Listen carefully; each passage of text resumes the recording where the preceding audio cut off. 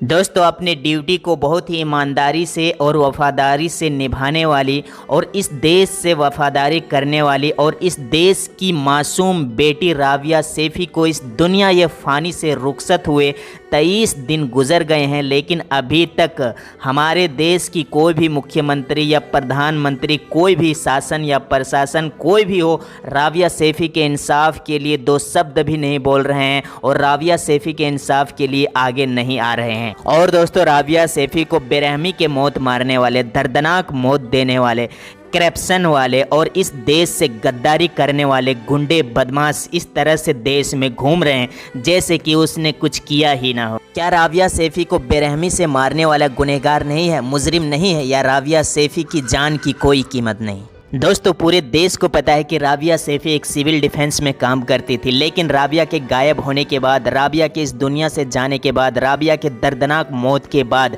अभी तक राबिया सैफी के जो डीएम ऑफिस में काम करने वाले शासन प्रशासन अभी तक राबिया के घर क्यों नहीं गए हैं राबिया के परिवार को भरोसा और दिलासा दिलाने के लिए? इससे साफ पता चलता है कि राबिया की दर्दनाक मौत एक सोची समझी साजिश थी। दोस्तों, इस तरह की घटनाएं हमारे देश में अनगिनत हुई है, बहुत सारी घटनाएं इस तरह की घटी है, लेकिन दोस्तों इन सब में और राबिया मामले में बहुत ज़्यादा फ़र्क है। इन सब में दोस्तों अचानक घटना हुई थी, अचानक घटना घटी थी, लेकिन दोस्तों राबिया मामले में जो भी हुआ राबिया के साथ सबसे पहले साजिश की गई और साजिश के तौर पर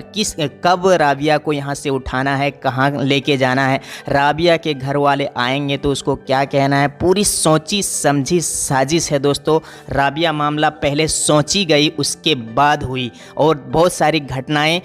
अचानक घटी, लेकिन राबिया मामला बहुत ही संगीन मामला है दोस्तों, बहुत ही संगीन मामला है। इसको दिल से लेने की ज़रूरत है दोस्तों। अगर पुलिस से नहीं हो रहा है, पुलिस अगर जांच नहीं कर पा रही है, तो राबिया सैफी का मामला सीबीआई के हाथ सौंपा जाए जल्द से जल्द। दोस्तों, सबसे पहले आप इस वीडियो को देखिए। इस वीडियो के अंदर दोस्तों एक शख्स है जो सब कुछ बोल रहा है, सब कुछ उसने पता लगा लिया है कि राबिया सैफी के साजिश में कौन कौन शामिल था और राबिया सैफी का असल गुनहगार, असल मुजरिम कौन है और उसने किस तरह से साजिश रची और राबिया सैफी को इस दुनिया से रुखसत कर दिया। दोस्तों, इस शख्स ने सारा कुछ पता लगा लिया है और देखो किस तरह से पब्लिक के सामने बोल रहा है, पब्लिक के सामने सारा राज इसने खोल दिया। दोस्तों, ये है राबिया के वकील महमूद पराचा। पुलिस स्टेशन है, उसमें सिर्फ 302 के तहत एफआईआर दर्ज की गई है, लेकिन अगर आप एफआईआर को पढ़ ही लेंगे सिर्फ और आपको अगर इस केस के तथ्यों के बारे में कुछ भी मालूम है तो आपको ये साफ नज़र आ जाएगा कि पुलिस जो है कुछ छुपाने के लिए और कुछ लोगों को बचाने के लिए ये एफआईआर दर्ज की है, ताकि मामले की सच्चाई कभी भी सामने ना आ सके और जो असली इसके पीछे साजिश है, जो करोड़ों रुपए का घपला है, जो इसके असली साजिश है, जिस वजह से इसके साथ इतना जानवरों की तरह व्यवहार किया गया, लड़की के साथ क्या क्या हुआ, वो सब पर्दे में ही रहे, कभी भी दुनिया के सामने ना आ सके। ठीक है, कानूनी तौर पे और लीगली तौर पे तो ये दिल्ली में ही एफआईआर होनी चाहिए थी, क्योंकि इस केस के बारे में अगर हम जो वर्जन सरकारें, दिल्ली सरकार या दिल्ली पुलिस या हरियाणा सरकार या हरियाणा पुलिस दे रही है, अगर हम वो वर्जन मान लें तब भी उसके हिसाब से भी दिल्ली में ये एफआईआर दर्ज होनी चाहिए थी। सबसे पहले कालिंदी कुंज में देखिए, हैरानी की बात क्या होनी चाहिए, एक तो इतना बड़ा घृणित अपराध करके कोई खुद जाके सरेंडर करता है क्या कभी?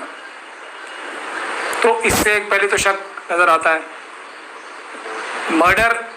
इनकी थ्योरी के हिसाब से, जो हमें सही नहीं लगती, सूरज कुंड में लाश होना बताया जाता है, सरेंडर आगे इतनी दूर कालिंदी कुंज में क्यों करते हैं? अगर इतना ही सरेंडर करने का भी कोई औचित्य होता तो पास के पुलिस स्टेशन में किया जाता है। दूसरी बात, तीसरी बात, जो कालिंदी कुंज की पुलिस है वो कोई भी कार्रवाई नहीं करती, कुछ भी नहीं करती। वो किस प्रकार से बॉडी या उससे कुछ क्वेश्चन नहीं करती, उससे कोई हथियार बरामद करने की कोशिश नहीं करती, उससे कोई डिस्क्लोजर नहीं लिखवाती। बुनियादी तौर पे एफआईआर कालिंदी कुंज में होनी चाहिए थी, क्योंकि पहली बार वहाँ पता लगा। अब अगर इससे थोड़ा पहले चला जाए तो लड़की जो बयान और सबूत सामने आ रहे हैं, तो लड़की को आखिरी बार उसके दफ्तर में देखा गया था, तो दफ्तर में एफआईआर होनी थी। दोस्तों, महमूद पराचा के इस बयान से ये साफ जाहिर होता है, ये साफ पता चलता है कि राबिया सैफी के साजिश में राबिया सैफी का गुनहगार मुजरिम दिल्ली शासन है, दिल्ली प्रशासन 100% शामिल है इसमें और मिला हुआ है। दोस्तों, आज पूरा देश इस मामले पर, राबिया सैफी के इस मामले पर सीबीआई जांच की मांग कर रही है। लेकिन दोस्तों, अभी तक सीबीआई जांच क्यों नहीं लगाई गई? दोस्तों, हमने सुना था बहुत दिन पहले सुशांत सिंह मामले में सीबीआई जांच को लगाया गया, सीबीआई जांच हो रही है। दोस्तों, क्या सुशांत सिंह राजपूत ही सिर्फ इस देश का बेटा है और राबिया सैफी इस देश की बेटी नहीं है? इस पर सीबीआई जांच क्यों नहीं हो रही है, जबकि सुशांत सिंह राजपूत से भयानक मौत राबिया सैफी की हुई है? दोस्तों, राबिया सैफी के इस मामले को भुलाना नहीं है, राबिया सैफी के इंसाफ की आवाज को बुलंद रखना है। अपने फेसबुक पर, इंस्टाग्राम पर, ट्विटर पर जस्टिस फॉर राबिया सैफी